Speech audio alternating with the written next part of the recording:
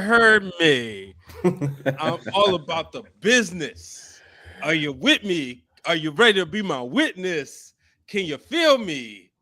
I feel like it's like a combination between like Master P and Kirk Franklin going over these lyrics. Look, people used to make freestyling so easy. I can't do it. Especially at your high school. It was nothing but You know it. Everybody wanted to rap at City. It's either you rapped or bruh. you hooped, and everybody's in between. And they all sucked at all of them. And everything. So my man's was cool, but you know, and of course, everybody Hugh drops out as soon as we come dirty on. Oh my gosh. Wow. Bro. That's all right. I'm sure. Nah, see, he can't be doing that. We got overlays. Bro. That's crazy because as soon as it comes on, like as soon as the shenanigans is about the joint just dropped. He dropped. There he is. He's back. Is he back all the way? There it is. That's all right.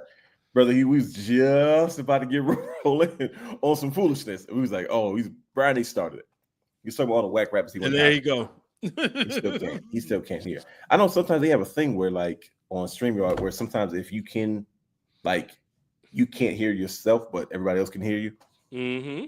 But it's all good, like I said. But we are here. We are fresh off of the Great American Wrestling Weekend. Yes, it was a lot of pro wrestling going on. It was a lot of good times to have, not to mention, right, the follow-up after such a monumentous wrestling holiday weekend. We have a brand new women's world champion. We have a couple of injuries that we got to figure out. Goldberg retired, and somehow he was annoyed by how it all played out. I can't wait to talk about that. We have got quite a bit to discuss.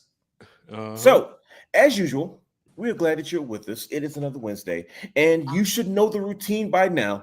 Sit back, relax, and enjoy yourself because we are about to get it cracking because the Wrestling Around Now podcast is back and in full effect on a Wednesday, and we are about to, no pun intended, break it down.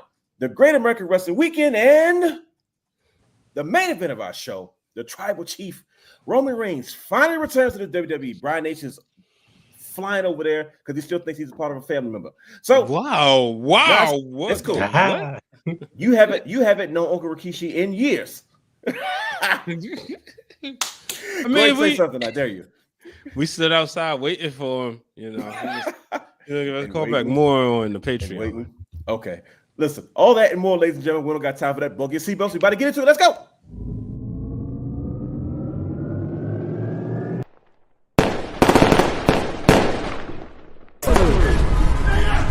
Houston, we have a problem. Yes!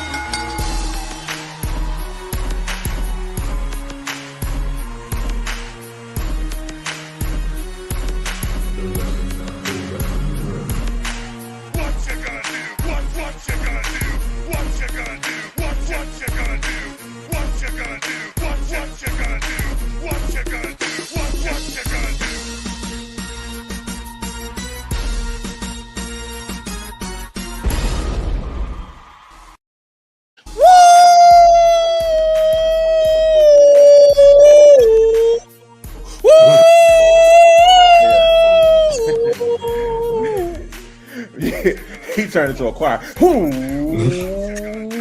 to the Wrestling Right Now podcast, where we take a deeper dive into the world of professional wrestling. Now, I'm your host, yours truly, the big man, the realist himself, the real Dwayne Allen, in the building tonight. And he is your host, not just any producer, but the super producer. Brother Hugh has the third A to the S, to the A to the E, 3 to the R, to the D, in the building tonight. And he is your host, not just any guy, but Brandon, the guy. The Belt King is not in the building. More on that after this. And he is in the building. The man, the myth, the legend, the creator, the founder of the Wrestling Run. And still in 2025, Mr. Still Your Goddamn Show, Hollywood. Brian H. Waters in the building. Goodness gracious, Brian H. I expected nothing less than for you to be as fired up as you are as we begin this show. Goodness gracious, brothers. We had such a crazy weekend, but we're back here on a Wednesday doing what we do best because I know people cannot wait to hear all of our exaggerated opinions about the Great American Wrestling Weekend. Oh, I'm exhausted. Now, we're going to skip quite a few things today because, fellas, we have a lot of wrestling to get into. Yeah.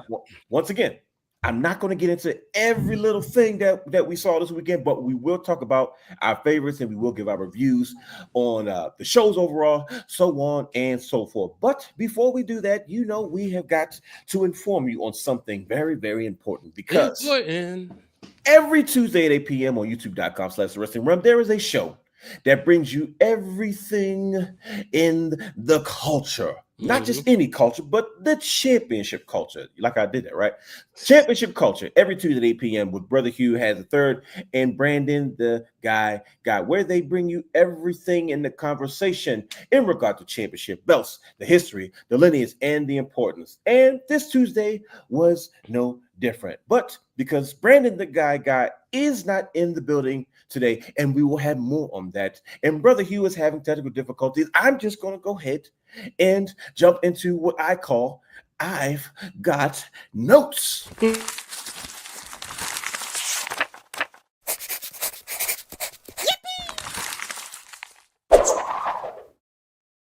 Okay, so Brian, you're lucky. I'm on the road. I don't have any paper, so I have nothing to ball up into the microphone to annoy you or disrupt our audio, and apologies to all those who listen to this via the podcast. Good. So you got a relief. But yes, this week on Championship Culture, well into season 4, Brother Guy decided to go back. And I'm talking way back into time. You know what that's from, right? That's from Blackstreet. We're 90s kids. And he decided to have a special discussion about a particular championship that, of course, is very important to us, because this championship, in my opinion, it became at its height, its pinnacle, during an era that we were directly involved in, because it was in our backyard. Yeah, so with that being said, Brother Hugh, let us partake in talking about some championship glory, because this week's episode of Championship Culture was a very special one. So, Brother Hugh, do you want to go ahead and tell the world what exactly this show was about this Tuesday? Well, brother guy, he decided to dip in his bag of goodies and bring out a very special title that's near and dear to us. Why? And that is the ROH World Television title. And he took us down a trip of memory lane. Back down and he talked memory lane. Yeah, I know, right? That's because he was playing them oldies earlier, Brother Hugh. He definitely was. That was a good hit. That's one of my favorites, too. I ain't gonna lie. I know Staples. Staples Ain't nobody crying. Oh, my bad, Brother Hugh. Nah, that's cool. Go ahead, Brother Hugh. We disrupted you. There's a lot of people looking at us right now, so I don't know what's going on. Probably because last week's show. Go ahead, Brother Hugh. Oh. But yeah. We talked about the ROH World Television title, and he gave us the history on it. Of course, he broke down the design on it, and he basically gave us the background on why this title was so important for our so-called indie darling era that we call, the guys that went to NXT 2.0, or I mean, my bad, NXT Black and God Gold. forbid. Our favorite era in NXT, everybody's favorite era in NXT. I said it. But this is one of those titles that all of the superstars of today, the majority of them, they've held that title, and they started with this title, and this is one of the workhorse titles that every one of those indie darlings had at that point in time, and it built a lot of stars throughout the wrestling industry, all promotions. Well, goddamn, Brother Hugh, I couldn't have said it better myself. And it's kind of an understatement. You made a lot of valid points. Now, Brother Hugh, you were gone for a second, so I've already hit the I've got notes button. It's because when I saw that this was the championship that was going to be discussed, I said, oh boy. I said, wait a minute. Anytime we go back to the Sinclair broadcasting era of Ring of Honor, I'm always down for it. And we talk about the importance of this particular championship. And first of all, this title, Brother Guy is a fan of the titles that came after us, and he's also a fan of the titles that came before it, and I'm not a fan of neither one. But this particular championship, this was the workhorse title. Like you said, this was one of those championships where, hey, this is kind of the stepping stone. First of all, in Ring of Honor, you had to really be able to go, because we would absolutely they would sneak up and you would have almost 60 and 72-minute matches without advertisement. Like I went to one of those shows when I was like, they about to give us an Iron Man match, and they went 72 minutes. And I remember everybody was sitting in their seats like, God dang, this is taking a long time because they didn't announce it to be a Iron Man match. Now I think they did, but they didn't think it was going to go 72 minutes. And I looked at E-Rock. You know, E-Rock's super smooth. He just turns around and he goes, "Hey, who else can say you saw an Iron Man match for $20?" I said, God dang it, E-Rock, you put it in perspective for me. You know, it's podcast of paid time. Oh, you missed it. We bumped that before you got on. I told you. I was fine. I was ready. But that's what this particular championship represents, the Ring of Honor television title. Mm-hmm. It was so sought after. I remember during the era, I call it the Jay Lethal era, when Jay Lethal was he was becoming, like, to me, at the height of his main event status. And he was not the world champion. And it got to a point where I think it was always this era of like Adam Cole, Jay Briscoe, not a transitioning era, you know what I mean? But this was the next up era, you know what I mean? And Jay Lethal was climbing, even when he didn't have the world championship, but he had the world television championship. Mm-hmm. And he was booked so intensely and intently with that championship that at one point he said, this is the most important title in the company. And at one point he even took the world off the championship just to prove, like, no, this is the main championship in this company. Yep. And the crazy part is you couldn't tell the difference the way he was being booked. He was closing shows. He was what's cracking, Justin. He was closing shows. He was the marquee. Him and Truth Martini was like the highlight of you knew it was going to be shenanigans when they came out because his hero. That's the name right there, boy. Yeah, it's a shame he broke his neck. Because I got to that, we didn't see him too much after that. But Truth Martini, man, he was one of those heel men. He had his own book. He came out there and he did use it as a weapon. But I remember Jay Lethal like paralleled his Ring of Honor television championship run, paralleled like his world title rise, to the point where he ended up carrying both belts, which was I think it was well overdue, and he did an excellent job of carrying them both, but also bringing in importance. Of course, you know, we as you look at the list of guys that have held this championship, you know, Kenny King, Jay Lethal, Adam Cole, Roderick Strong. These are all workhorses. These are all ring generals. No pun intended. Gunta. But you knew when you got in this ring with any of these individuals, and not just these guys, but the guys that had the championship afterwards, including my guy Kushida. I love that run he had.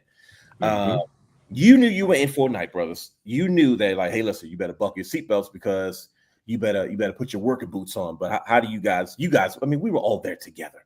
But how do you guys feel about, you know, seeing when you see this Ring of Honor television championship, that brother guy went into detail about its history and, you know, the look of it and, you know, what kind of makes this championship special? Oh, the memories. That's it. Man, what? Just walking in, smelling the little nasty nacho cheese. Straight out of a can, bro. You love canned nacho cheese. Didn't they sell crab pretzels? At Duburn's they did. Yeah, they did. Yep. At one point, yeah. Yep. Yeah. But see, a lot of times when it was at its height, man, I was up north.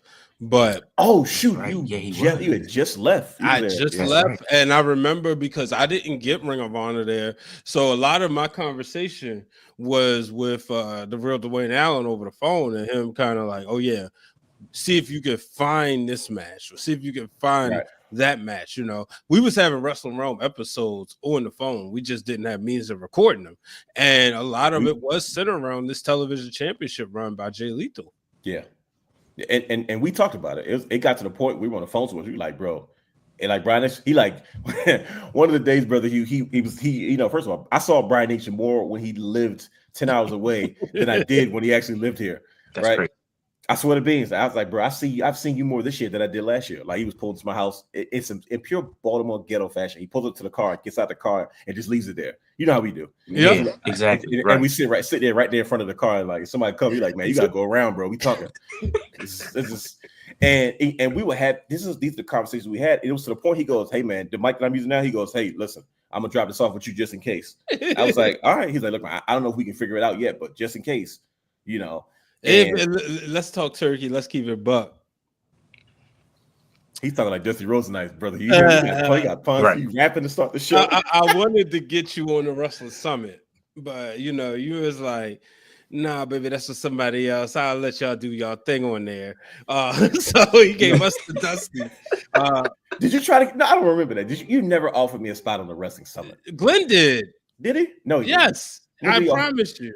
He did? I must have forgot that. I don't remember him saying, hey, man, I need you on the show. I thought it was supposed to be a one-time one-off. Yeah, not he wanted you on the show. Okay, yeah. See, I thought it was almost like an in your house pay-per-view, right? It was like something we do like once a month. No, you was like you just didn't have the right setup. But it was supposed to, because I was. That sounds like me though. And it would have been, who knows? Maybe we'd have spinned off and had the wrestling room the way, I mean, obviously things happen the way it's supposed to happen. But yeah, I was trying to get you on this. I was like, here, man. I didn't want your big brother riding our coattail. Your brother Hugh's big brother, baby brother Huey. Don't do that. Don't do that. Was those not the words? It definitely was though. I'm like, bro, I just met you. Yeah, like that time I left y'all. I just met you. Oh, hey, Friday night in Florida. Like, bro, don't give me no nicknames, bro. I don't know you. Right. But yes, listen, anytime we see this particular championship, anything from this era, man, it's always. People don't talk about Kenny King enough, y'all. He definitely don't. He got a, I don't want to say he got a raw deal, but it's like, I think he had a really good run in TNA. Like, that's what he was the most respected, He took that risk when we in season 2 of the wrestling round. Oh yeah, he definitely just like did he no show Ring of Honor? Because if you remember, right? Yeah. Brian Hebner used to go on Doc and Corey and Glenn's show. Wrestling Marks of Excellence. We give them a plug. They are brothers over there. And I remember one day I was sitting there playing a video game and I was listening to their show on Thursday nights like I always do. And they said, make sure y'all tune in tonight. And he said, all I'm going to say is Ring of Honor. All of a sudden, Kenny King joins TNA. Yep. And Breaks Wrestling Twitter at the time. And that next Thursday or Wednesday, whenever we did a show, we talked about it. And y'all can go right on this channel on the Wrestling Realm, youtube.com/The Wrestling Realm. If you're out there listening to podcast platforms, we went into depth about how crazy that was, because this is also the summer of Punk. Yep. So it's a lot of pipe bombs going on. It's a lot of, I can't believe that just happens. Actually, it's the next summer. It's summer 2012, but you know where I'm going. Like, CM Punk is the WWE champion as he's switching from heel to babyface, because we was fresh off. We're probably, in all honesty, we're probably exactly 13 years away from that segment when Kenny King jumped over. Oh, wow. It's pretty intense. It was a big deal. I think he wasn't like under contract, and then I think he was already working like a handshake agreement or something like that. And him and Rhett Titus, I think it just won the tag titles. That's what it was. They won the tag. They put the belts on him, and he was like, "Hey, look, man, I'm looking for some stability. I know you guys are handing out like legit contracts now. Holla at your boy." And I don't think at the time they were just only giving the top guys, the Adam Coles and the couple other guys at the top of the card. And I remember he showed up on TNA Impact, especially during its one of his transition years. So but yes, shout out to Kenny King. If you want to go back and catch this episode, once again, go to youtube.com/The Wrestling Realm and playlist Championship Culture. It'll be there. It's called Championship Rewind. And just go back and hear what the guy said. And if you remember this time period and you were part of it, it's a good and fun listen. Just trying to dive into it and take a step back and go back into memory lane. So don't forget, you can catch Championship Culture every Tuesday, like I said, 8 p.m. youtube.com/The Wrestling Realm. Do you guys post to Facebook, Brother Hugh? I'm sorry. Do you guys post to X, or where else do you post the show at? It's X and Facebook. Okay, yeah, so that's what I thought. So X and Facebook, if you don't want to catch it directly on the YouTube channel, you want to scroll through social media, you can actually catch it on there as well. So there's no excuses for you to miss out. So at this point, usually I ball a piece of paper and I toss it somewhere. But like I said, Brother Hugh, I'm on the road and I don't have anything to throw. Brian is relieved because I can't do it in the mic, but that's okay. Right. Look at him. He was more than happy. So, like I said, there's a lot of stuff we usually do, but there's a lot of wrestling to get into, and we have to save time to talk about Roman Reigns, the tribal chief, actually returning. There's so much that happened, injuries, all kind of new stuff, new champions. So without further ado, let's just jump right into the show. So of course, we're going to ask our co-hosts, Rocky Balboa and Mr. Apollo Creed, to do us the honors and ring the bell to help us start this show. Gentlemen, want to ring the bell? Ding, ding. I started. I was here. Usually we do a segment called "What Did You Watch?" But god dang it, we all know what the heck we watch. So let's not waste any time. Brought to you by good friends at SeatGeek. If you're looking to purchase tickets to concerts, live shows, sporting events, and more, head over to SeatGeek.com where you can use our promo code Wrestling Realm for any one-time purchase of $50 or more. That's promo code Wrestling Realm on any one-time purchase of $50 or more.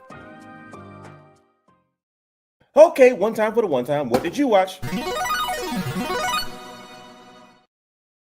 So, god dang it, brothers. We all know what the heck we watch. We experienced what I dubbed the Great American Wrestling Weekend. We had AEW All In Texas 2025. We had WWE Saturday Night's main event, Goldberg's retirement match, Brian Nate's favorite wrestler. We had NXT Great American Bash, and we had WWE Evolution 2. There's a lot going on. There's a lot we're looking forward to. Now, Brother Hugh, you were away last week, and we had a lot to say about this. Same thing. We didn't have time to go into everything about the show, but trust me, the show went pretty long, and a fight almost broke out on the show. We got into debates. Brian H is being a heel, as usual. Hollywood Brian H came out, and we it's a lot of other side conversations, but we were amped up because we knew it was going to be an action-packed weekend full of pro wrestling that we couldn't get enough of. So, gentlemen, let's just start at the top. How the heck are you guys feeling today? Did you guys enjoy Great American Wrestling Weekend? Did you guys have fun? Did it meet expectations? Are you tired? Are you exhausted? Something. Well, first of all, I enjoyed it, man. You got a lot going on today, Brian. Look, you like Dusty Rhodes out here today. One of my favorite wrestlers became champion. Oh boy, I can't wait to talk about that one. I am ecstatic, and I look off to the side like that. Though. Right. You start. AEW, they did some good things. I gotta say, it was a good fun. It was a good fun wrestling time. Funny thing is, I left to go to a wedding reception, and All In was on. Mm-hmm. And I said, shout out to Queen PR. I said, look, I bet you when we get back in, that's still going to be on. Yeah. And shown up. Tony we didn't leave early. We went, had some good food. You took your time. Some coffee. We sat down. We talked. We looked at the good sights of Baltimore. Shout out to my mentee, Andrew Golden, and his lovely wife, Jasmine, just getting married. And, Andrew's a writer for the Washington Post covering the Washington Nationals. That's, I watched this kid grow up. Yeah. So we went to go celebrate with him. Mm-hmm. I come back and all of it was still on. Yeah. It's crazy. I mean, it was didn't miss anything. Though. I saw the tag team. I seen my son's favorite wrestler. He's probably, if he's watching, he knows I'm trolling him. We're gonna trust me, we're gonna know if he's watching or not. He's gonna have something to say. Right. I'm gonna text him like I'm trolling you. But I seen his favorite wrestler come back. It was a great Saturday. You said the sweet Saturday. That's a great Saturday. You said the tag match, right? Yeah. Oh, okay. I just want to make sure I thought I heard that correctly. Brother Hugh, look at him. He about to get in trouble. Brother Hugh. I said, look what detected in my phone. Oh, okay. I was about to say, I was like, uh-oh, you better stop. You saying stuff on the phone is going to pick it up. No, like sometimes like your phone. Remember I spilled. Oh, okay. Yes, before we started. Shout out Wrestling Realm mug. You can get just click the link in the bio. You can get you a Wrestling Realm Now mug. Yes, we still have a merchandise store. Mm-hmm. Brother Hugh, what did you think about this weekend? Great American Wrestling Weekend. Was it a lot? Could you handle it? Was it everything you expected it to be? Well, I had to go back and watch everything. Like, to be honest, because I worked that day, and like Brian said, when I got back home, it was like 8:00. I was like, "Hey, All In still on?" Brother Hugh, but yeah, making it happen. Sold it. Yes, sir. You just sold it. Come on now, you talk about you worked. I did work. What you mean? Tell us what you did, Brother Hugh. Tell us what you did, Brother Hugh. Tell us what you shot, Brother Hugh. Tell us what you shot, Brother Hugh. Well, if you watch this podcast, you know that I work for the Baltimore Nighthawks, which is the women's professional football team stationed here in Baltimore Mm-hmm. under the Women's Football Alliance organization. Yep. And we became the Division II National Conference champions on Saturday. We're going to the big game, the national championship in Canton, Ohio at the Hall of Fame, Tom Benson Stadium. But a week and a half now. So that's where I will be in about a week and a half. But I got to do this. We're going to bring home this trophy. We're going to bring it home. Let's get it. Girls. I got to do this for a good friend of the program, whom I talked to the other day. One good time.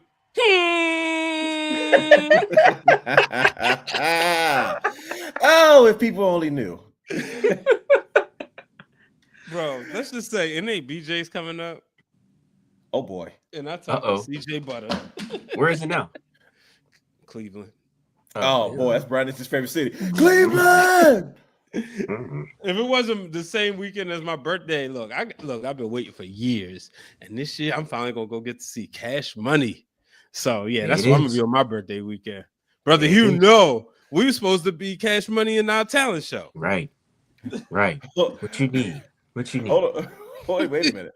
Time out. So you're going to see Cash Money? You say Cash Money, right? Yeah, the week after SummerSlam. Hey! That's all I'm gonna give you. Everybody knows what it is. We're monetized now, so we got to be careful. Yeah, true. Yes. Look, usually Brian used to tell me like, "Ho, we monetized," but he started rocking out with it because he's going to see Cash Money. But that's good. Started going crazy. Look, shout out to my lady. She sent me the tickets. She said, "Happy birthday!" Boom! I said, "Oh, it's happening! It's happening!" You know that meme? It's happening! It's happening! Let's get it. Well, to answer your question, Brother Dwayne, I had a great weekend with this the wrestling weekend, but I do have a slight beef with it. I have a beef with WWE because why do we have to book the same time as AEW? Well, this is what Brother Guy had to say yesterday. He had a similar sentiment about the situation. Mm-hmm. I just don't get it. Like, let us enjoy wrestling. No, it doesn't have to be a competition. Mm-hmm. We already know that y'all number one, and the alternative is AEW. Let AEW have their weekend, so we can enjoy multiple weekends of wrestling. You know what I'm saying? Like, I don't understand why we had to do it all at the same time, but it is what it is. I enjoyed myself. It was a lot of great wrestling. Every single PLE / pay-per-view or whatever you want to call it, it hit, and it was on point, and I enjoyed myself 100%. So. Well, let's get into it.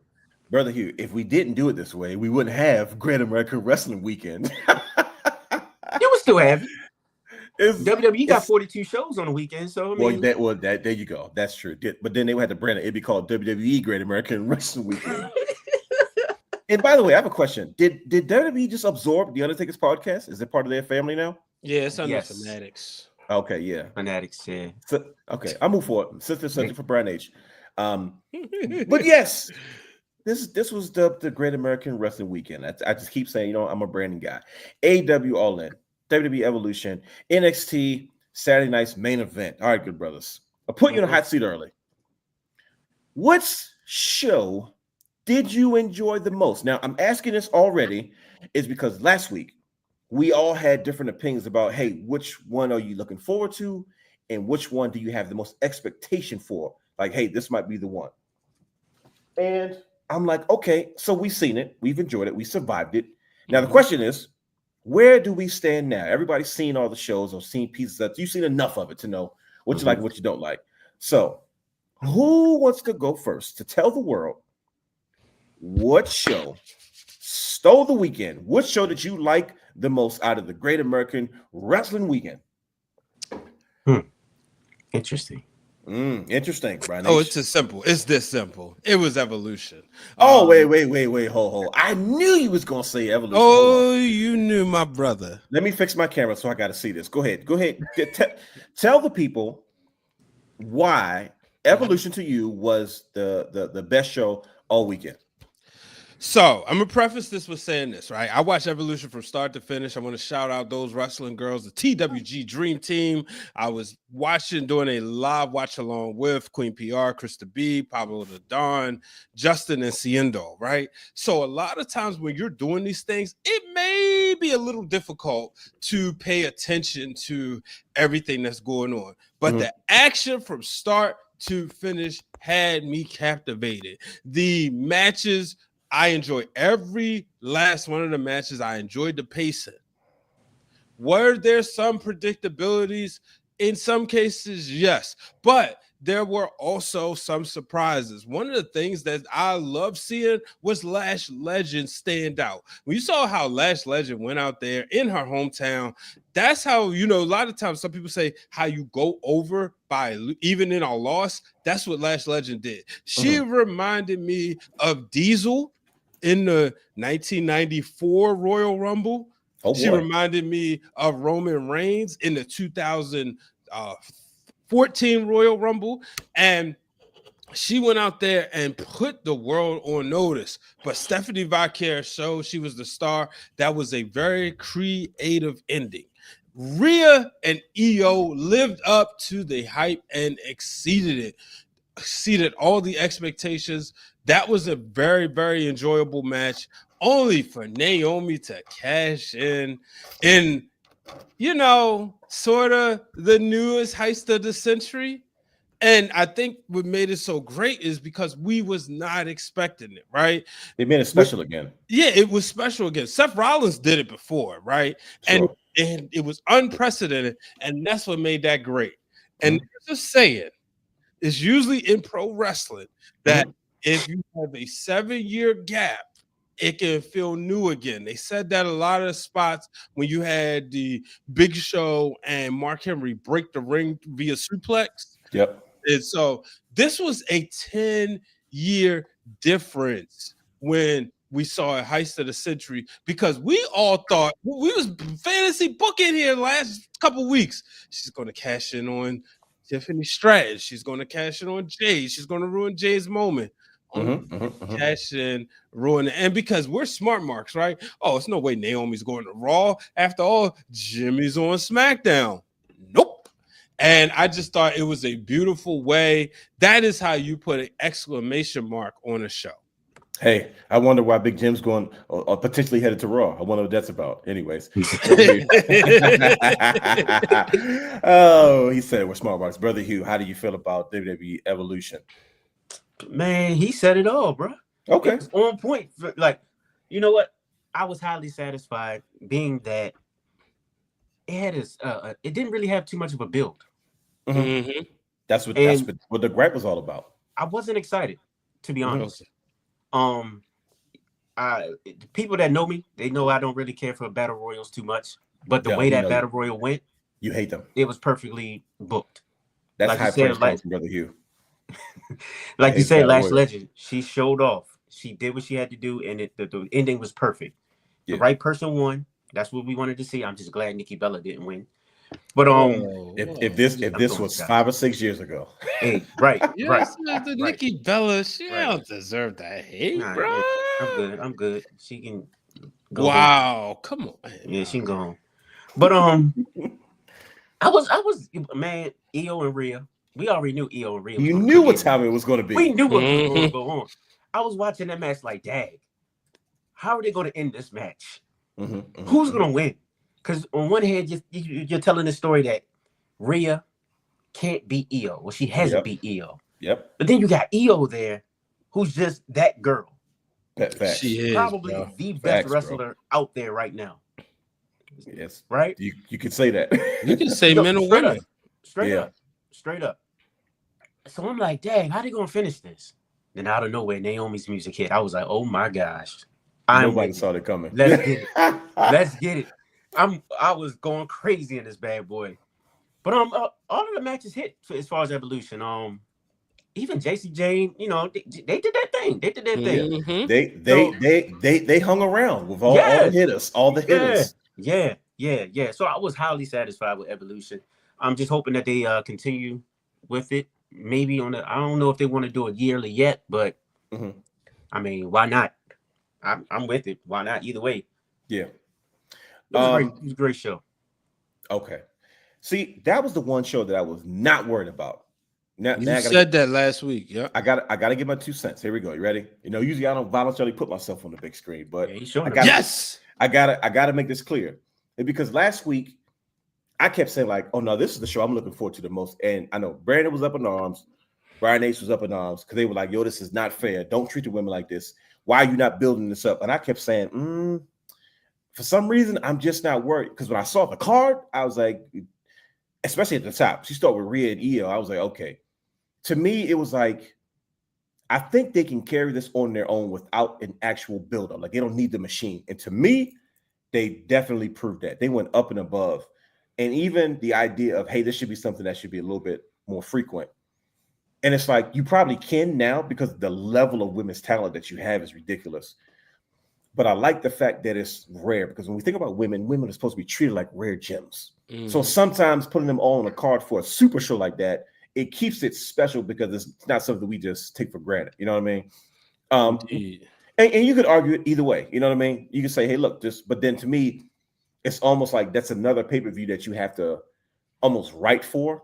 Or you got to book it almost like Saturday night's main event, where it's like we can't do nothing too serious. We can only put a few storylines in. But it's almost like I like the way they did it, where they didn't say, "Okay, let's just grab this card and make a super show and say, look what the women did."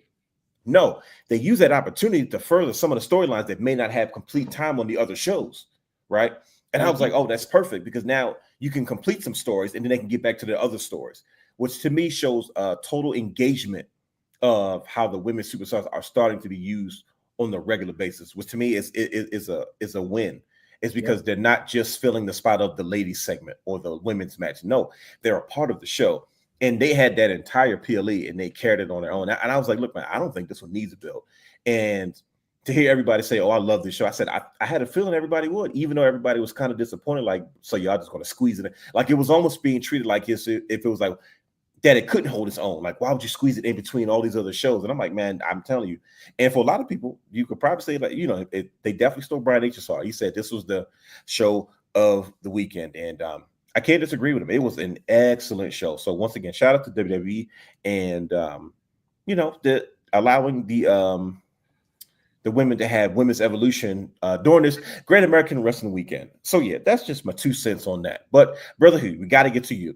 You have to tell us what show that you enjoyed the most for this Great American Wrestling Weekend. Which one was the one that sat at the top of your list when it was all said and done?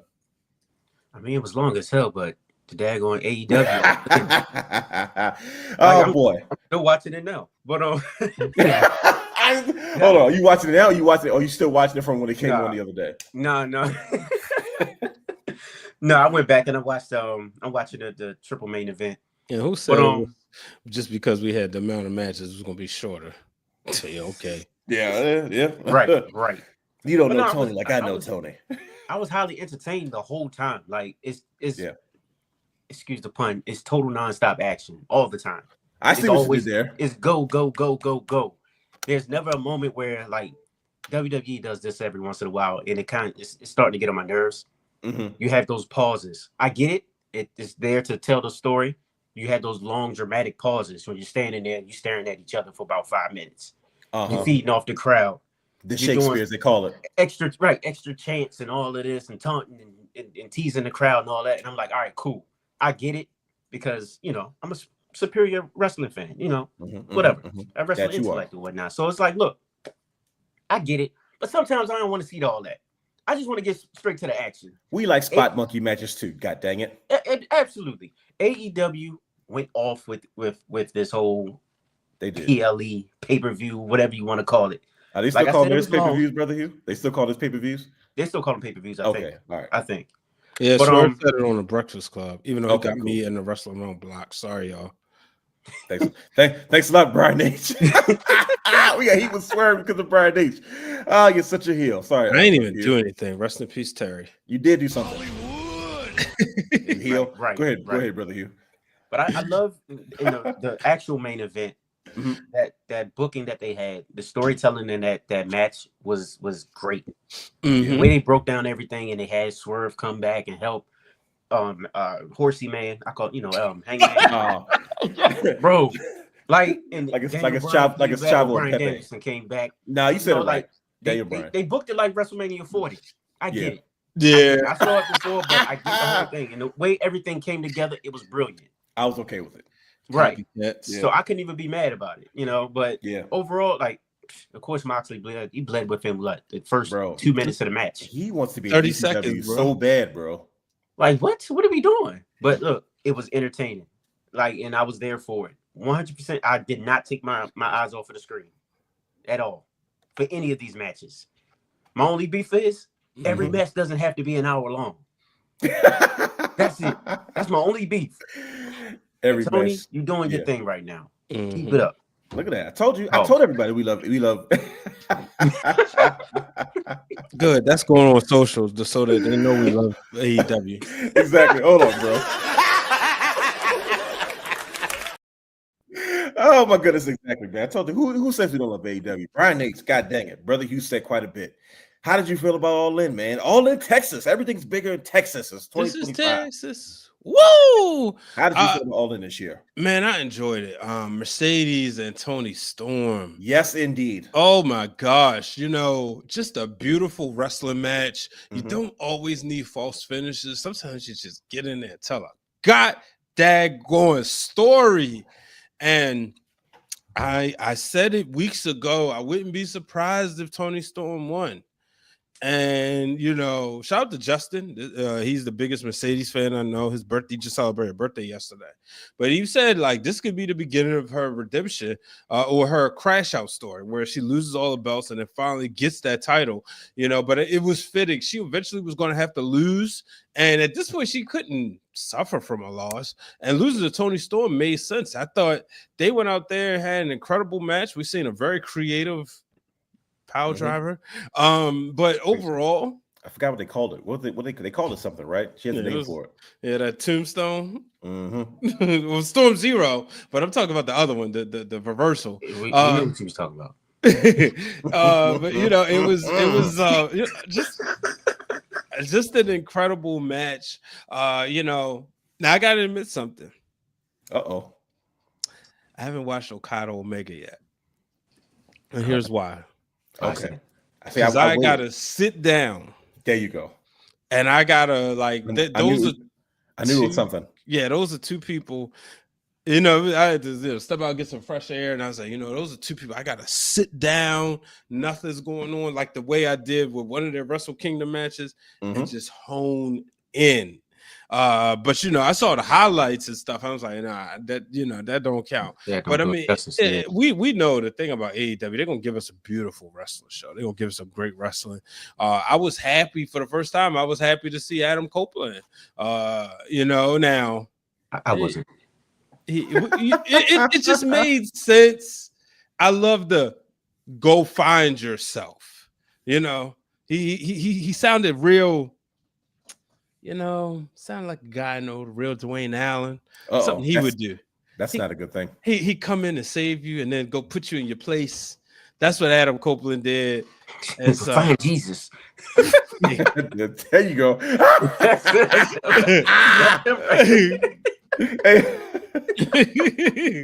Hold on, bro. He ain't lying. Right. It was a wonderful, wonderful moment. So overall, I enjoyed this show. Oh my goodness, man. We're giving a lot of praise to AEW, man. This is I was oh my goodness. I was not pleasantly surprised, but overall, this is what AEW does well. You know what I mean? These big shows like this, it looked beautiful in the baseball stadium. There was the Texas Ranger Stadium, right? So that is correct. Yep. And I was just like, man, it looked outstanding. When you look at all the matches, I mean, of course, first of all, you knew my boys was going to show up and show off. We got yeah, there you go. Congratulations, Vaughn, too. I saw you got your certificate. Brother Hugh talked about it. Sometimes we want good old-fashioned spot monkey matches. We used to see him in New Japan Pro Wrestling all the time with the Young Bucks. It was always these random 6-man tornado tag team matches where you didn't know who was eligible, who was in the ring, who was the rightful man. And I was like, I'm all for it. And Swerve and Will Ospreay versus the Young Bucks. The Young Bucks still got it. Even without other dance partners, you can put a bunch of guys together and they can still shut it down. Of course, the Casino Battle Royal, anything with Mark Briscoe, and of course MJF. You know, it's to me there's an elevation space in AEW that I'm seeing. And man, I still haven't even watched Mark Briscoe's documentary on the Players Tribune yet. Yeah, I gotta watch that too. I said, man, I got a feeling, man. Grab the tissues. I don't know if I'm ready. That's the same thing. That's exactly why I was about to watch it. And I was like, nah, I'm not by myself, bro. Let me wait. Because when I say I miss Jay Briscoe, it's ridiculous. And I'm like, man, I can't imagine what they're feeling, bro. Because just think about what's going on in AEW. I said, bro, he would be easily like he did Ring of Honor. Main event player, back to a tag team. Main event player, back to a tag team. But yes, and then the women's match, the Mercedes. First of all, I love Timeless Toni Storm. For her to come up with that on her own, you know what I mean? That character, and it's such a strong character. I was like, man, it's amazing to see because she was a punk rock girl in WWE. That's an easy gimmick to come up with in WWE, hardcore punk rock. You know, to come up with something so unique like Timeless Toni Storm, and she does it well. She does. She is a legit main event player. And crazy part is like she's a character that I'm like, bro, she is larger than life. That's a superstar. And you got Mercedes, who's already a superstar, and she never looks good when she doesn't have another superstar because it always looks one-sided.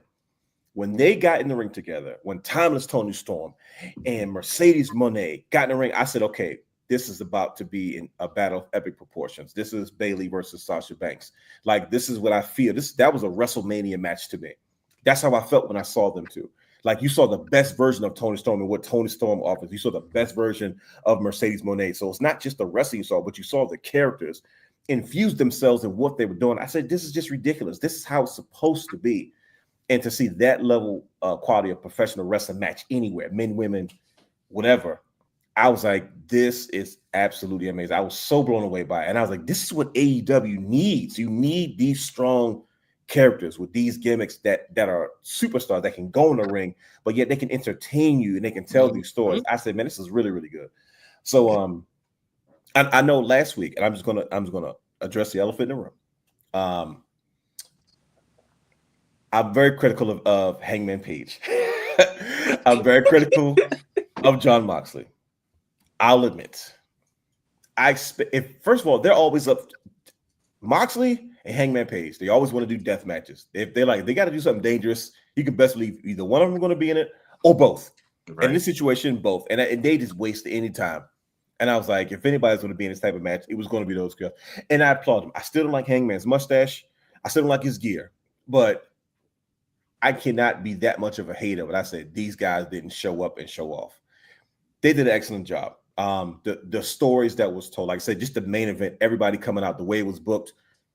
I looked around and I said, this is what AEW has been missing. To me, they haven't had that level of fun storytelling since like the pandemic times, because the pandemic, they had to do things to be creative. You know what I mean? It forced them to say, man, we got to do something else to tell these stories so that we keep people engaged. And, because AEW was just starting out.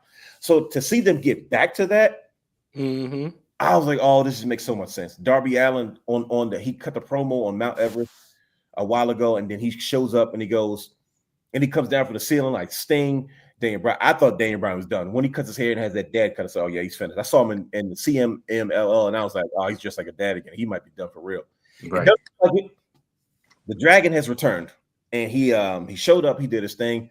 Swerve came in. Everybody knows about the war that Swerve and Hangman Page have had. And then when he it's I'm telling you, the subtle moment of Swerve was coming to the ring with that chain. He looked at Hangman and he kind of tossed him the chain. Yeah. Everybody went nuts. It's because anybody who knows how, first of all, arson is involved. Houses have been burned down.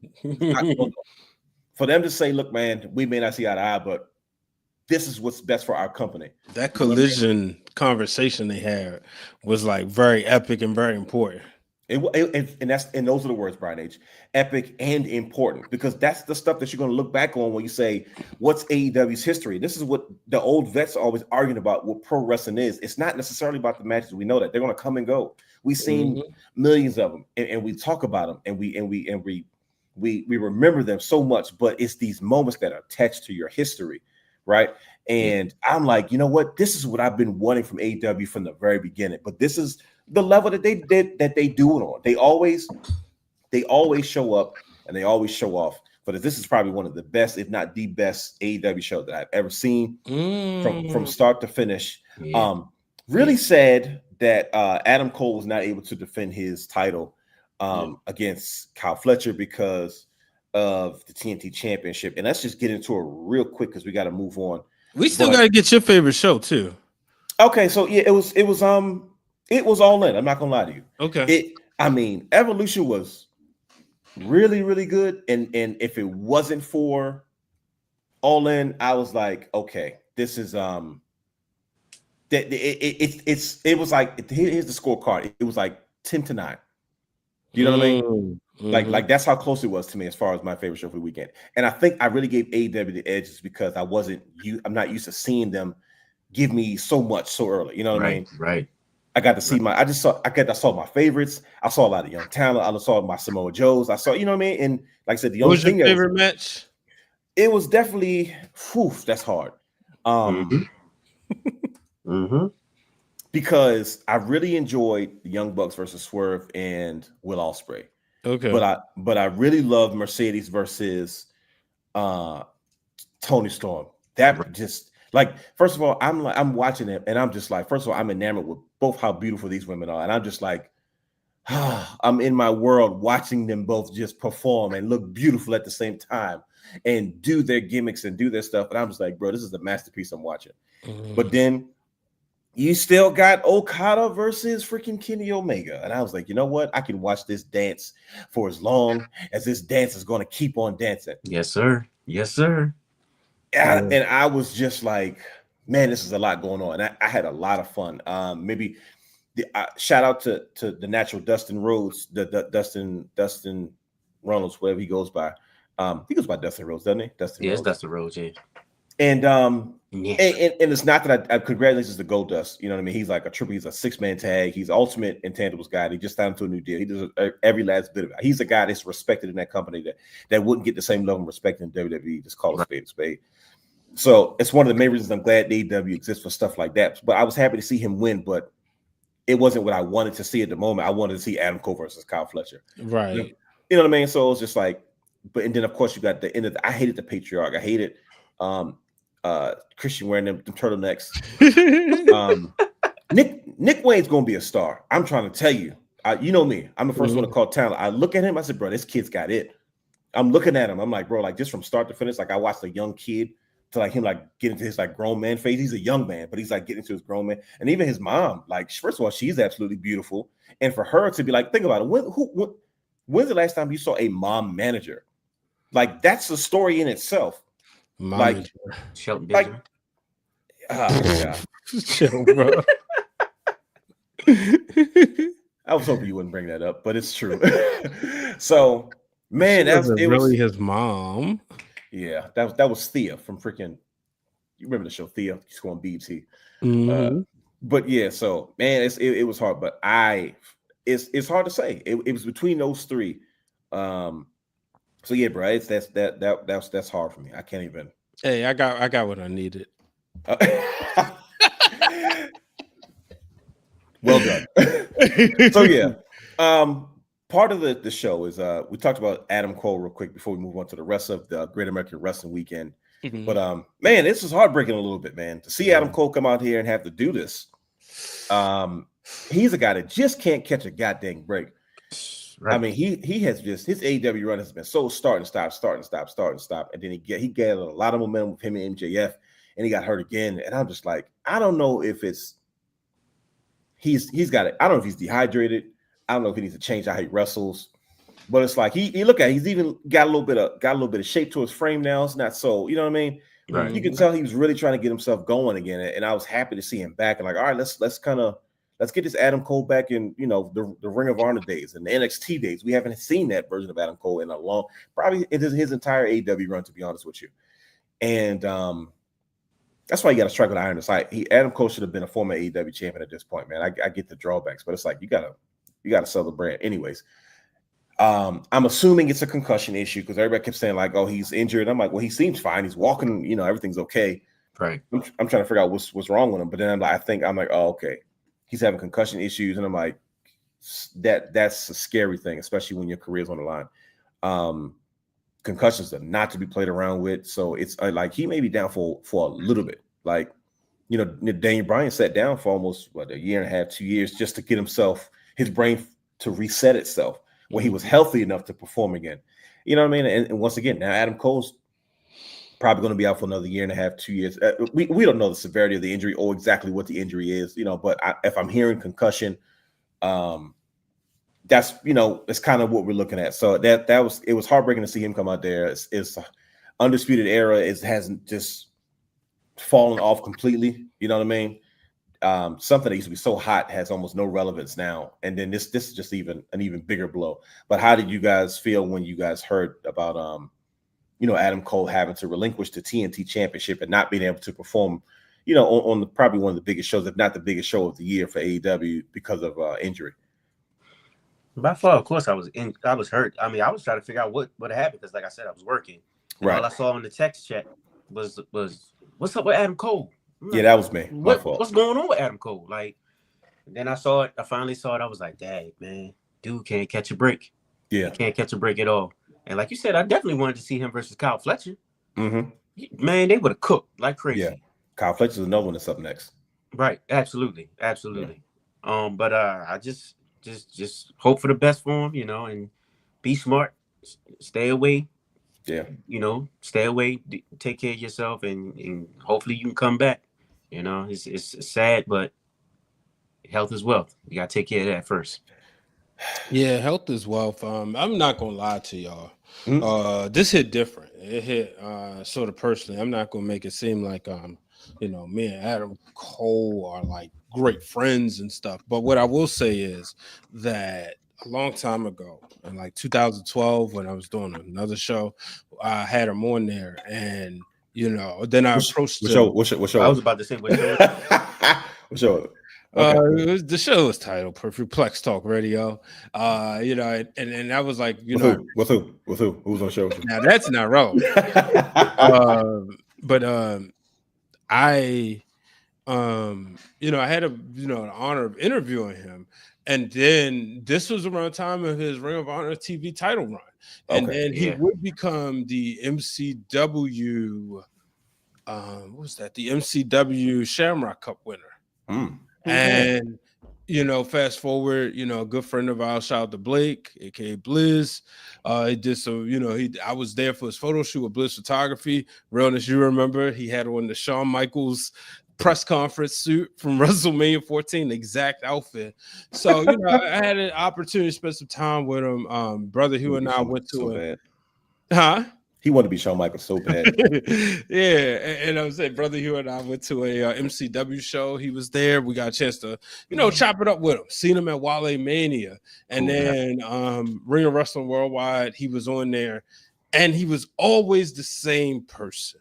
Yeah, you can always appreciate people who, no matter how much they rise up in the ranks of pro wrestling, remain humble, remain the same. They don't change. I got stories of the good people, and Adam Cole is one of those good people. And he's somebody that I remember when WWE was doing they did the trip overseas to Saudi Arabia, and let's call it for what it was. They couldn't get back. It was held hostage, and therefore some NXT had to go to SmackDown run SmackDown, and Adam Cole was on there. And I remember being so stoic for him, so happy for him. And now, you know, seeing him in AEW, I was disappointed because I remember when he's with the WWE and the moment that was. So when I see this, it hurt. Not going to lie. It was like, man, not a good one. Yeah. You know, but at the end of the day, I pray that he's healthy. Yes. You know, he's very big in the video game community and the Twitch community. And I just hope that, you know, he can find a lot of peace with that if he doesn't wrestle anymore, because we care about. I'm gonna say it is. It's not like Wikipedia is not around. We care about Austin Jenkins, the human being. There you go. We're fans of Adam Cole, but we care about Austin Jenkins, the human being. Yeah. Well said, Brian H. Well said. Like I said, just we wish thoughts and prayers for him. Obviously, speedy recovery. Like I said, yeah, like brother, you said, your health was your wealth. That's the most important thing. But there's no doubt in my mind that he would have cooked just like everybody else with this show that AEW just went absolutely bonkers for. So shout out to AEW. Yeah, I think that's pretty much it. I didn't talk about Okada versus Kenny Omega for a reason, because it's too much. And I'm gonna let Brian sit back and talk about it. It's a lot, bro. I'm watching it now. It's a lot. It's like watching theater. You go like this. Hold on, let me absolutely right. There we go. You know what I mean? So it's Kenny Omega and Okada. It doesn't matter what the promotion is. It don't even matter what gear they got on. It's gonna be Kenny Omega and Okada. So shout out to AEW. So like I said, there's a few moments that happened within this weekend, but we had NXT Great American Bash and we had Saturday Night's Main Event. Now these were the two obvious shows because obviously they're big WWE shows. And NXT Great American Bash probably took the biggest backseat of the weekend, if you ask me. Not for any particular reason. It's just that sometimes there's levels to everything. So when you got a set of stars all in the room, hey, you may be a star on Wednesday, but you're not always a star on Saturday and Sunday. And that's kind of how I felt when I watched NXT Great American Bash. I'm still adjusting to this crop of NXT superstars. There's always these hills and valleys when it comes to NXT, right? You build up a group, they dip off, and then you got to build up the next group. And I think Shawn Michaels is doing a really good job of it. Still trying to figure out that world title picture. Because you have such a dominant champion, you don't always have opponents to match his energy. Undertaker had the same problem. Absolutely. But still very solid show. Of course, my favorite match was. Can anybody guess what my favorite match was for the NXT? Oh, Ego. American Bash. You know it. That was the best. Come on, man. He ain't lying. Exactly. Yes, it was. Matter of fact, LA Knight agrees with me. Don't you, LA Knight?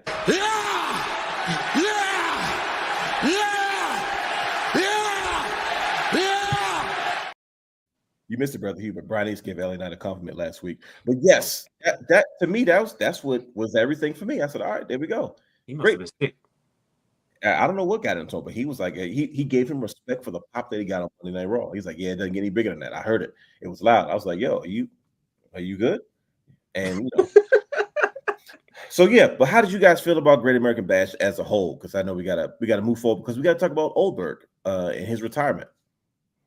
I mean, it was a show. It was. I mean, see, that's brother. He just insulted. No, you too late. You already insulted NXT. You just said it was a show. We talked about Evolution. We talked about All In, and it was more than just a show. And it was a show.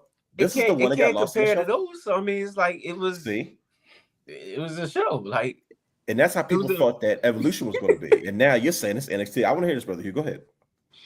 Nah, man. I mean, first of all, I didn't know what was going on in NXT.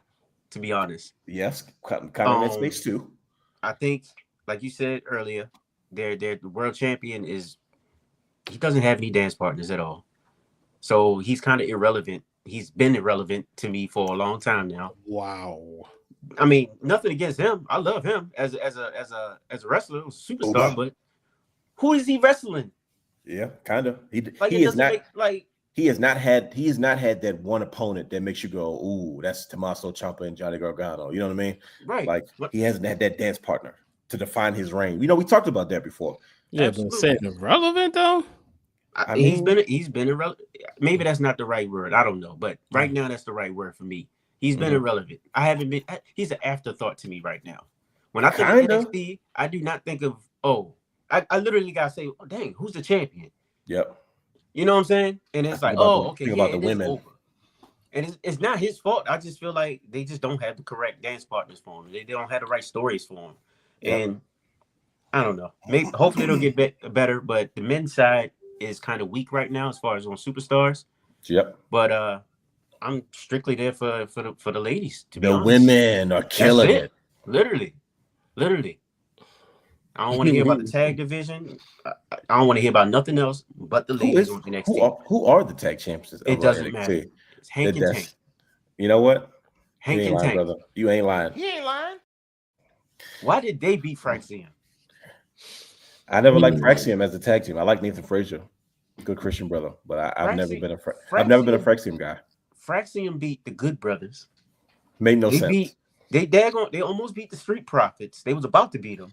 They beat some established tag teams, and you lose to Hank and Tank. WWE's tag, yeah, clean. You just put them over. You did right, like what? All right, bro. Mm. All right, I'm good. How about you, Brian H? How did you feel about NXT Great American Bash this weekend? Very simple. I enjoy Ethan Page and Ricky Starks, man. Yes, those two can go at it. The term "fight forever" is used a little too often sometimes. Let these two go all the way to the Intercontinental Championship picture. See, that is a career-defining feud. That's what Brother Hugh was talking about. Mm-hmm. Yeah. I mean, yeah, and I never thought Oba was going to have that. Oh wow, you didn't even give him a shot. I always felt it was a stepping stone to the main roster to get him prepped, and then when he learns how to use the big man style, learns how to wrestle, but he's so big that you get him ready. That's what NXT does, and kind of quite frankly, lucky he got the title. And what I mean is because look at a guy like Rusev. Rusev has a lot of star qualities in him. But it was just he was on NXT to get ready for that main roster. Right. Did it get pushed down and diminished a little bit? Yeah, but let's not forget he had a run with that title, the US title. Yeah, so I think Oba, it was not trying to rush him. So I'm fine with that. But right. But like I said, Ethan Page, Ricky Starks, man. I listened to Ricky on Cody's podcast. Like I said, I like listening to Cody talk to his friends. And I thought that was just a great conversation. And y'all know I wasn't the biggest Ricky Starks guy. Yeah, me neither. And I guess I gotta call him Ricky Saints. I know somebody's like, his name is Ricky Saints.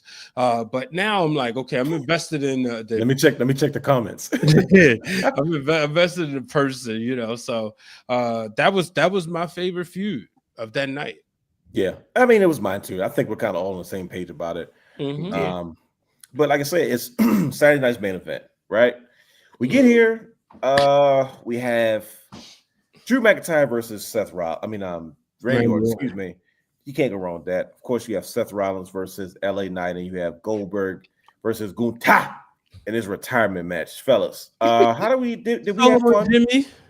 You said who? Solo and Jimmy. Excuse me. I'm sorry. How did I forget my boys? I apologize. Because that was a last minute addition too. Yeah, definitely. The brothers in arms. You know what I mean? Solo and Jimmy, big brother versus little brother. They had a bit of a squawking, right? We all know what Saturday night's main event is supposed to be, right? So we always keep it in context. But for what it's supposed to be, how did you guys enjoy Saturday night's main event? It was cool. It did what it's supposed to do. I'm not sure what's going to come of the whole Seth situation because we're hearing a bunch of rumors saying that was a work. That's what people are alluding to that. I don't really think so because if you look at it, I went back, rewinded went back, watched the match a couple times, and was like, if you look at the spot that he did the senton before, he went and did the moonsault. It looks like when he landed on the senton, he tweaked that knee, the right knee. And as he got up, he kind of wobbled. And it looked like he maybe tweaked it a little bit. And then he went and did the flip. And then that's when it kind of popped and gave out. So, I mean, he it could be a work. You don't know. He might be a great actor. But we know Triple H how he's doing things these days. But absolutely. But, I mean, he also has a history of knee injuries too. So judging by off of that move and what I saw on the video or on the replay or whatnot, I think that it's a real injury. Yeah. But either way, they're good because he's a Money in the Bank holder. He doesn't have until June to cash it in. I think you're good. The only thing it kind of threw a curveball in there for the Roman return, I think. Yeah. But they're going to figure it out somehow, some way. A little pivot. Yeah, I mean, but My only beef with Saturday Night Main Event is, of course, good old Jelly Roll. There we go. Brother Hugh. Hugh hates. You lucky my computer chart that cut my camera off for a second. Brother Hugh hates celebrities involved in wrestling. Like I don't know where this has come from. We grew up with it, but just now you have no tolerance for it. I'm trying to figure out. No, bro. No. I get it. I get it 100%. You know, you want to get that fan base, but you're not for it. All that stuff, whatever. No, nobody wants to see that, man. Why is he in the ring? Like I said in the chat, sing your song, go sit on the side, and wave when they call your name. That's it. That's what you're there for. There was no need to put Logan Paul and Jelly Roll into this feud between Randy Orton and Drew McIntyre. You should have let them two just cook. This could have been another Drew versus CM Punk feud. I think they knew they was if first of all, if Drew and Randy Orton get cooking, it's gonna shut the whole show down, and you know it. They had to hold back. Hey man, hey, you gotta let them cook though. You gotta let them cook. If you put them together, you gotta let them go. I'm with you 1,000%. I mean, it's Randy Orton and Seth Rollins, for goodness sake. They could have did their thing a little. They could have toned it down for this particular show. Sure. What we call it, glorified house show. House show, yep. Mm-hmm. Yeah, they could have toned it down for that. But then you rerun it back at SummerSlam. But now you got Jelly Roll and Logan Paul in the daggone tag team match with them at SummerSlam. What is this? What is this? Putting butts in the seats. Yo, I mean, like I said, I get the whole aspect behind it, but no, bro. You just put the wrestlers in there and let them wrestle. You got all these people on the bench, on the sidelines right now, and you putting Jelly Roll in the ring. All right, so now you're cooking. You see what I'm saying? Like, come on, man. You saying some real stuff, brother Hugh. I don't disagree with you. How about you, Brian H? You feeling his sentiment? Because brother Hugh ain't with it. He's done with the celebrity stuff, especially if it's taking up roster time for somebody else. How do you feel about it, Brian H? Brother Hugh feels the same way about celebrities in wrestling the way I feel about celebrities in podcasting. You know, leave it to the professionals. So I understand where he's coming from. We don't need a Jelly Roll in the ring. No. Let him be on the side. I don't mind the appearances. So it's like on one end I get it, but let's be real. If I'm not a wrestling fan, am I going to tune in because Jelly Roll is wrestling? I don't know if he's that over, but I'm not in the demographic. So I have a theory. Okay. Like Austin. Get it? See what I did there? That was nice. It's actually more of a callback to the NWO video. Shout out to the real Dwayne Allen. I have a theory. But yeah, I just think like that's the whole that was my line. Maybe some sponsors want it. Like I said, okay. All right. That's exactly what it is. That's that TKO kicking in. That's exactly what it is. Okay. Bingo. And I don't like it. Yeah, I know. It's a sensitive subject, you know. It's bad if they got the Slim Jim. I forgot about this, Vaughn. He was a 90 overall. Listen, you know what's crazy though? I think he's an exception though, bro. Him and Bad Bunny, they're exceptions. Bro. But see, that's the thing, right? He really might be a 90. right? Like what? Like Brock gave him props. Yeah. So Logan Paul is just one of them, like you said, they're exceptions. Yeah. Jelly Roll, all right, maybe. He said, you know, he was in the ring and Undertaker came up, watched him. Him and Michelle was giving him pointers. Oh, boy. Nice. Who knows? But, you know, Undertaker ain't been really making people satisfied lately. Come on, man. Cut him a break. Leave the dead man alone. It's not about him. Sheesh. Always a heel, man. God damn. I'm just saying. Higher rated Shawn Michaels and Kurt Angle. Yeah, that's crazy. That's crazy. Those should be 99s no matter what. Every young kid, don't go by like, oh, it's just this time period. No, it definitely should be 99. You're talking about literally two of the greatest to ever do it. Like, yeah, right. Well, yes. like I said, Goldberg finally retired. They said this was probably the longest match he's ever been in since his return. It was 15 minutes, man. How'd you guys you guys enjoy this one last moment with Goldberg? It did what it was supposed to do. I agree. Yeah, it was actually a good match for him. Yeah, for him. Yeah. Surprise. But he did injure somebody though, so but we knew he was gonna get that.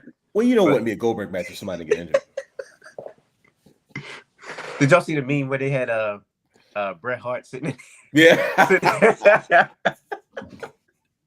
He said, "Who cut his mic?" Bro. They made a pro wrestler Sentel.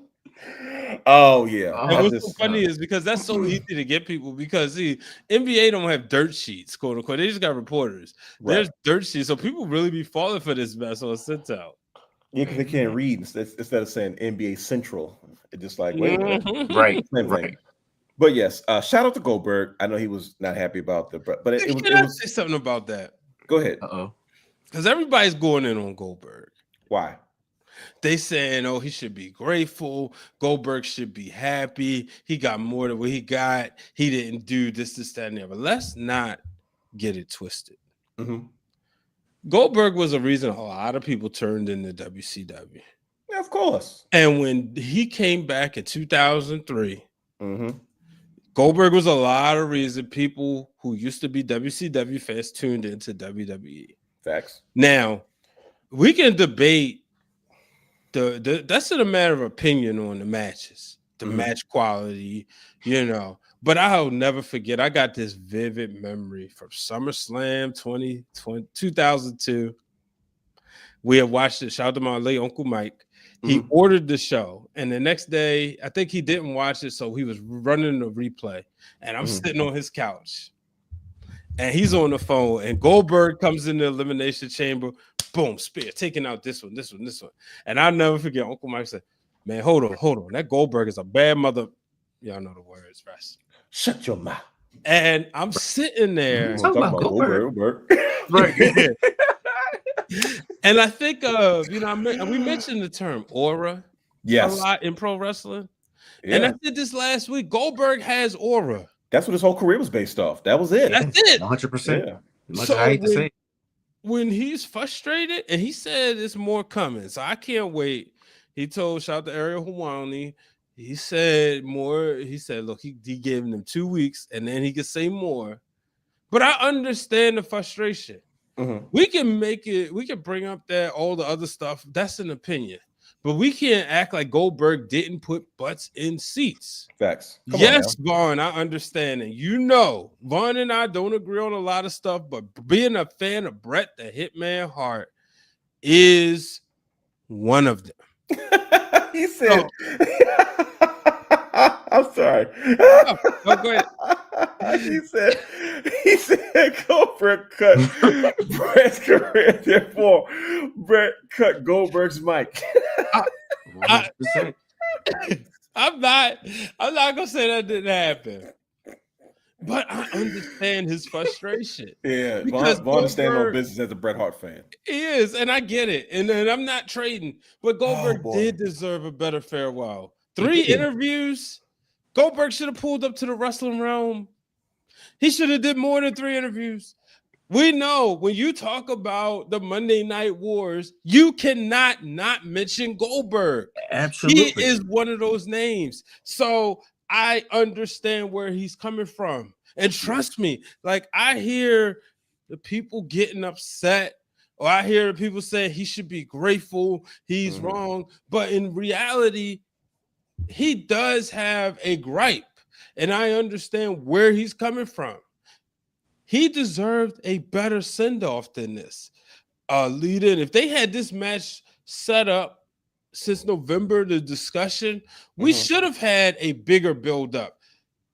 Perhaps I could understand, okay, maybe not a PLE. I don't think he realizes, because he's not a television and ratings and programming guy like we are here at the Wrestling Realm. So you may not understand, like, NBC is a big freaking deal. But I understand where he's coming from. And like I said, I hear a lot of people going and complaining and jumping on him and ragging on him. And I'm never one to quickly defend Goldberg. But I got to agree with Goldberg on this one. He deserved a better shot. I've had notes. Oh, wow. There you go. I could have hit the thingy for you. You got to think we're in the middle of a year-long build-up for John Cena's retirement tour too. And that's another thing. The timing is just off. Remember, that's true. You know what I mean? So that's a good point, brother, because it's like, remember, Goldberg had already reached out and he said he was frustrated because he was promised a retirement match and he never got it. But that was under the Vince McMahon era. So then, you know, when he kind of made some noise like, hey, look, man, I still didn't get this. And they're like, oh, shoot, we forgot about Goldberg. Let's see if we can do something for him. You know what I mean? This is kind of the only like middle ground. Because like I said, this is kind of about Cena right now. We can't have two retirement things. Like, maybe he should have waited a year. I mean, I don't think Goldberg had a year, to be honest with you. Nah, you see the way he looked? You see, he walked it. Like, you know, he's not even in best. Like, remember when Goldberg first came back years ago? It was like, dang, he was old, but he was even jacked. Like, he's jacked now, but he's still nowhere near what he was almost 3-4 years ago. Yeah. Right. And it's like, dang, that's as much. And he said it before. He's like, bro, I keep getting hurt training. Like, physically, my body's not going to keep allowing me to train this hard. Yeah, he said it's shreds. Yeah, so you know what I mean? It's hard. You know, I remember Hugh Jackman said the same thing about playing Wolverine after a while. He's like, bro, I got to put me in a suit because I'm working out 15 hours a day, you know, exaggerating. His wife's like, what he does to put himself just to get in shape to be Wolverine is too much. So it's understandable. I know all about that. You know, I be in the gym and I be in there 20 hours a day, man. I was about to say, oh yeah, of course. I was about to back you up too. But yes, yeah, that was a lot. It was Great American Wrestling Weekend. Last thing. There was a lot to happen as far as championships are concerned. What was the bigger moment? Hangman Page finally bringing the AEW championship back to life, or Naomi cashing in, becoming the new women's world champion? Huh? Bigger moment. Is that really a question? You know, we like AEW now, so we're not biased anymore. We just putting it out there. I mean, the championship culture side of me wants to say AEW just because we get to see the belt, you know, because we haven't seen it in like 10 months. Yep, kind of. You know what I mean? But the pure wrestling fan, the blackness in me, you know it. It says it's Naomi 100%. She deserves it. What has it been? 7-8 years since she had her last title? You know? She's in a main event spot too. She's doing excellent. She's doing the best work of her career right now. Absolutely. As a heel. We never thought she was going to be a heel. Remember on Total Divas we used to watch, she kept saying, they're trying to make me a bad guy. I'm not good at it. Exactly. So. She is going crazy. He said Man, yes, I did. She's going off. She is going off. She is. With like social media posts, all that. I'm loving it. Everything she's doing a great job. She's doing a really good job of staying a heel. They cheating. You deserve. She said, "Nah, don't tell me I deserve it now." Like, you know, like everybody can have their like, you know, like she had it one time. Book of Mark Henry. Yeah, she had it one time, and then she had to catch herself. Like, wait a minute, nope, I'm not giving you all the satisfaction. Don't cheer me now. And I'm like, there you go, reel it back in, mama. And you know, she killed that press conference too. Yeah. And I'm gonna tell you when you know you've mastered the microphone. When you get the what chance and you know how to divert that and keep your promo going. Yep. Yeah. I was like, oh, then she said, what? She said, what? She said, I know one thing. What is them bald-headed heifers? But now what you gonna that's your what? And everybody was just so confused, like, oh wow. And then she kept going to promo and they stopped. I said, you've hit a different level now. When you can get yourself out of a what trap, because that's what it is, a trap. If you get caught up in it, you know what I mean? That's why our trip, what if you say what one more time? You know what I mean? So it's like, if you get caught in that what trap, that's how you know, like, oh, you're in trouble. But the way she skated out of that seamlessly, I said, oh, yeah, she's there now. She's definitely her. But yeah, I just thought I'd put that out there. But like I said, she has to have a long run. She has to have a decent run. I think so, though, because I think they know she's also winding down. You know what I mean? So it's like, why would you derail this momentum? Whoever you have coming up behind her is not going anywhere anytime soon anyway. You know what I mean? So and I believe it's Stephanie. She's one of the stars. Stephanie back here. Yeah, she's up next. we don't, it's one of those things. She don't have to win it now. We just need to get her used to being in that picture.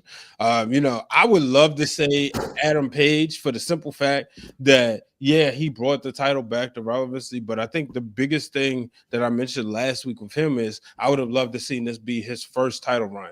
For me, Naomi's title win was a bigger moment because it set everything on fire. It let people know with women's wrestling that, look, women's wrestling is no joke. Women's wrestling is not about just, okay, they're women, they're wrestling. No, it's about those stories. And when Naomi went out there, cashed in, she had everybody talking.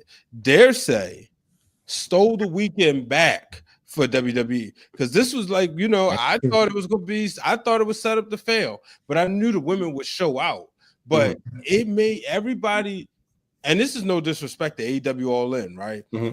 But nobody was talking about AEW All In on Sunday night at 11 o'clock. Absolutely. All eyes was on, WWE. All the social clips was like, okay, how much Naomi footage can we get? How many angles can we see this? And that's what made it great, because this was a different cash in for the women that we had seen before.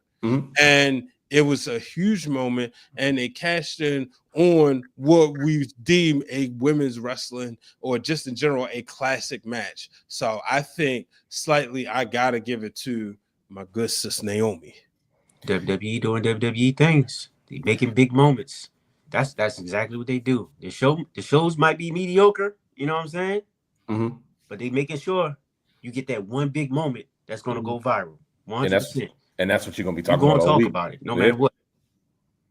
No, well said. I mean, I think that's kind of where we stand. So yeah, that belt is beautiful, bro. It is. Look at it on the white strap and everything. She just every single thing, And I saw like that promo she cut on Raw. We saw her do that at Wale Mania this year, and I remember I literally had just talked to her before she went out there, and I was just like, man, I said, don't nobody want to boo you. Like, come on now, she's just a sweet person. And I was watching the match, and I was texting my daughter, and the first match, and she was upset that Naomi lost because she had made her allegiance known. She was Team Naomi going into the match with her and Jade. She don't like the fact that she doesn't glow, but she said no, her shoes are yellow, so that's a little glow. So she was like, I'm turning it off. She pulled the real Dwayne Allen. Like her godfather, like her uncle. I'm turning it off. I ain't watched it. So when the cash in, I FaceTimed her. What are you doing? I said, look. And so she's like, okay, I'm gonna watch. I'm gonna call you back. And she watched it. She's the world heavyweight champion. I said, yes. Reeled her back in. Yep. And it was a beautiful moment. Sometimes WWE is good at playing the hits, right? The hit work at WrestleMania 31 with Seth Rollins, and they ran it back. Yeah. Hey. Speaking of hits, sorry about that. My man hit the super kick. Right. It just dropped on me. Well, like I said, after that, we got to move forward, right? Yeah. There's the next night. There's Monday, right? There's a lot going on, obviously. And then this happens.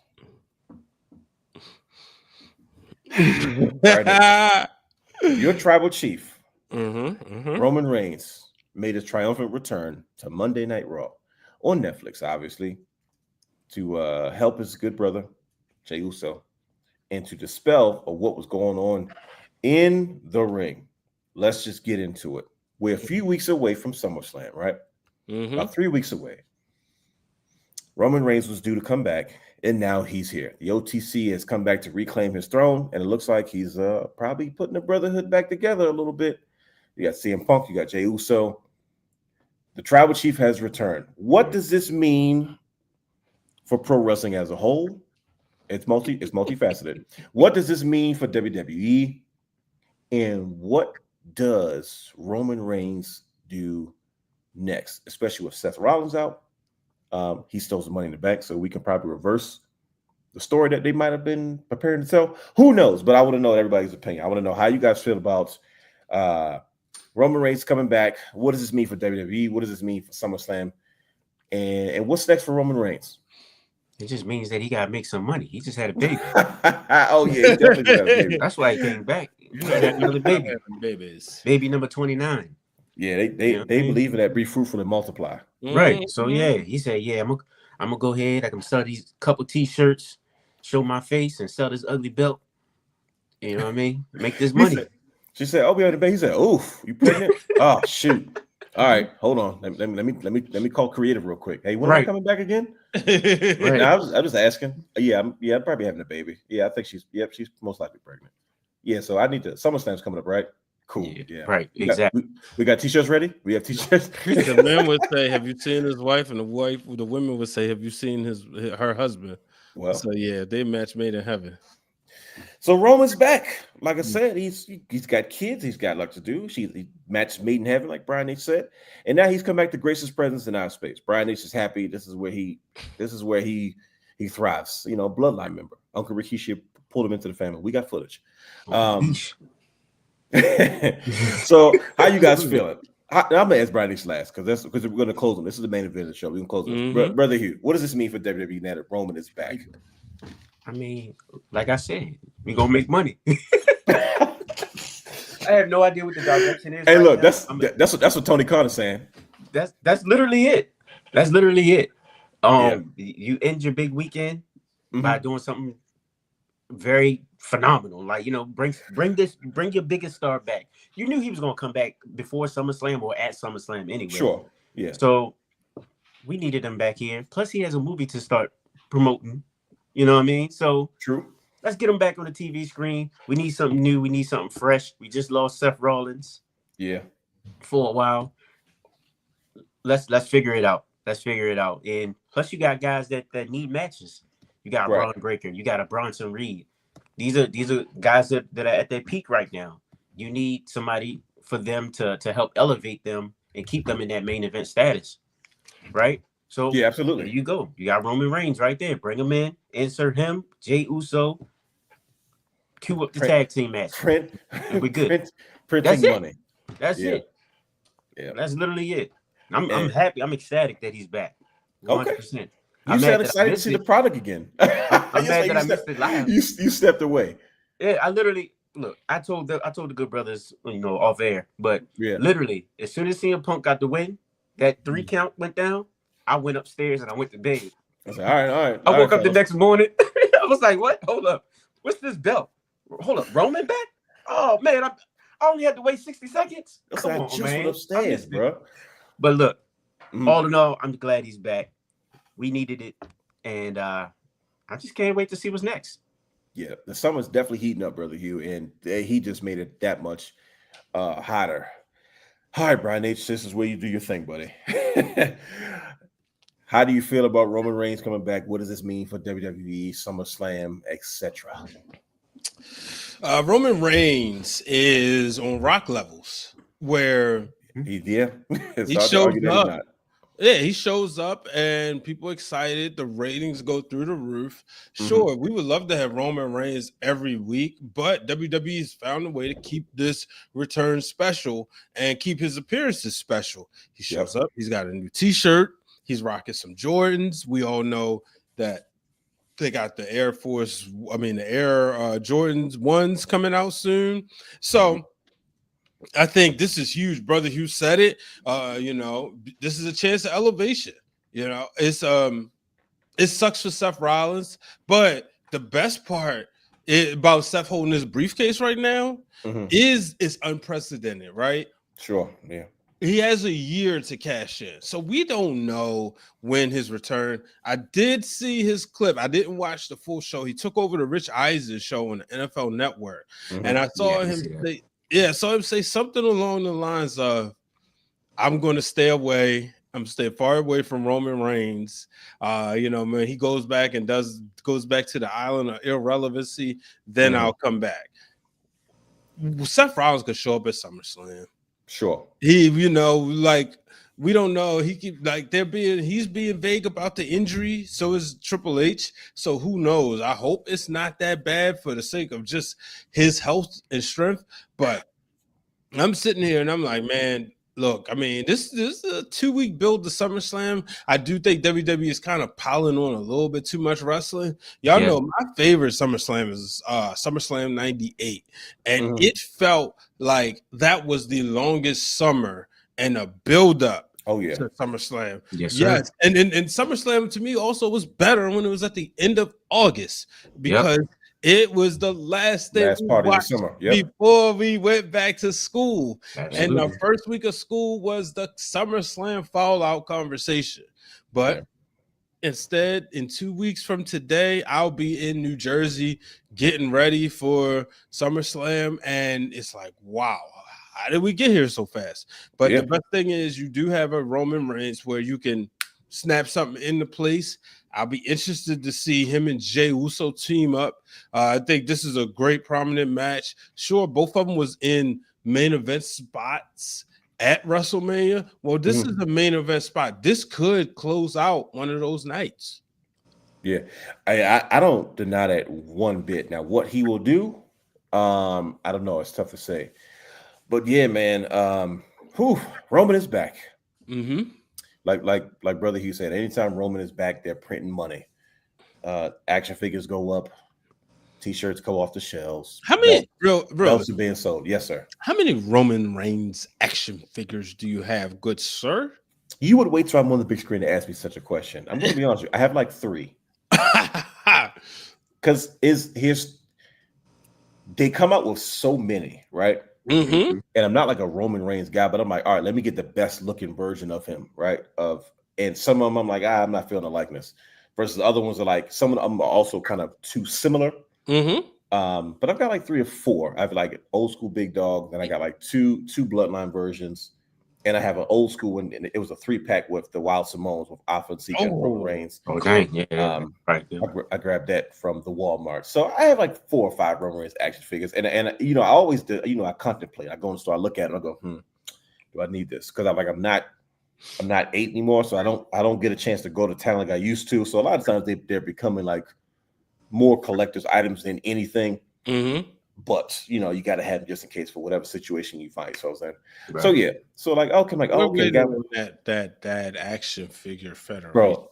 I'm waiting on it myself. If I had the time to do that, you know how my mood would be in such a good place. And just, you know, I think this into existence. By I follow you. Go ahead, 2027. You and Matt Cardona will have had a conversation. There we go. I think that's the way it should be, and it's gonna be a rather long conversation because I follow YouTubers that do that stuff. They have like the fake federation because I used to follow it back in the day with the, on like what was it? Or on wrestlingfigures.com. They had a forum section, and in the forum sections, people would have their fig feds. They would take their pictures, so you get to saw the arenas, you saw their stories, and they're like, "Why are you still?" I said, "Bro, I love wrestling that much that the ability to book my own shows and recreate situations and say this is what I would do, or if the show goes off and I'm not ready for the show to go off, you grab the figures and you keep the show going." So no, I appreciate that, but I would definitely love to talk to the fellas at the Major Wrestling Figure Podcast. Shout out to them, Matt Cardona, Smart Mark Sterling, and Brian Myers, and the crew over there. But yeah, man, I think they agree just like we do that Roman Reigns is good for business. Roman Reigns is good for pro wrestling. And like I said, Roman Reigns is back just in time for SummerSlam. And it's good for Netflix numbers too. So as well as social media. That's true. But like I said, brothers, it is the summer is it's not just heating up, but it's getting to that point where like, all right, we're almost there. We're almost at the peak of it all. And wrestling is boiling over. Triple H is excited. Some of the superstars are excited. And as wrestling fans, I know you all are excited. But luckily for you all, you have the Wrestling Realm Now podcast to bring you your fun and education in pro wrestling each and every week. So with that being said, is there anything else that anybody wants to kind of add before we get ready to shut this down and hit the old dusty trail? There's no wrestling this week, is it? Nope. Not that I can think of. Just the Shamrock Cup. That's it, right? Oh, stop. That's this week. Yeah, I think the Good Brothers. Right? Yeah, the Good Brothers are supposed to be there. Oh yeah. So I know what Dwayne's gonna be. I hope so. I really do. I hope so. I don't know if I'll be there or not, but I'm like, what are the chances of that happening? Right. Dang. But in the meantime, Everybody follow us on all our social media platforms at Wrestling Realm. Don't forget it's 2W. Subscribe to our Patreon, Twitch, and YouTube channel at youtube.com/The Wrestling Realm. Don't forget Championship Culture is every Tuesday at 8 p.m. on youtube.com/The Wrestling Realm. Playlist Championship Culture as well as on X and Facebook. Don't forget to also follow Championship Culture on Instagram at Championship Culture _. And as Brother Guy has chimed in, every belt has a story. Now, conspicuous to his absence, we must tell you that we know that Brother Guy is a humanitarian. Now that I know he's here watching. And I know he's very modest. And he is missing today because he is on another missions trip. This time he is helping to put installations in bear caves in Northern California for abandoned black bear grizzlies in Northern California. So he is, like I said, always trying to make the world a better place. So that's why he's not on the show tonight.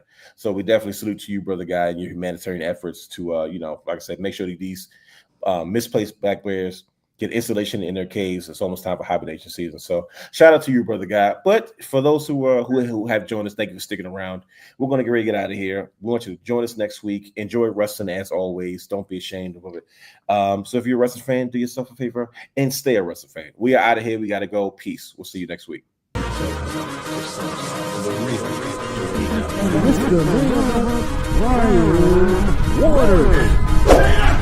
Houston, we have a problem.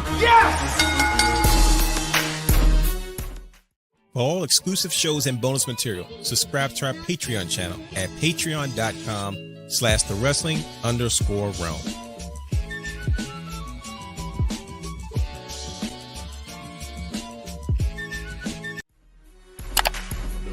You can watch all of our Wrestling Realm content anytime on youtube.com/The Wrestling Realm.